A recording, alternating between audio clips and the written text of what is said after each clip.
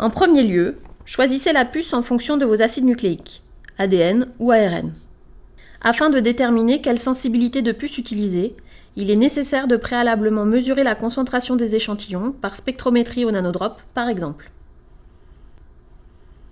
Nous attirons votre attention sur la différence que l'on trouve entre les mesures faites par une méthode spectrophotométrique comme le nanodrop et le bioanalyseur. Dans le premier cas, on mesure une absorbance de lumière, dans l'autre cas, une fluorescence fixée. Dans le premier cas, tous les contaminants absorbants sont comptabilisés, alors qu'ils ne le sont pas sur le bioanalyseur.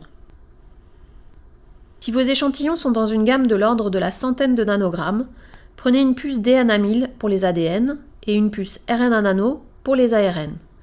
Si la concentration est trop forte, pour les puces de faible sensibilité, il peut être nécessaire de diluer les échantillons.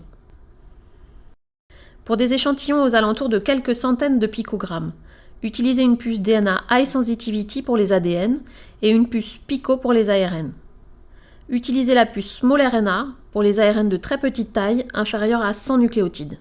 Voici le schéma global de répartition des concentrations selon les puces. Dans tous les cas, on est au-dessus de la sensibilité d'un gel.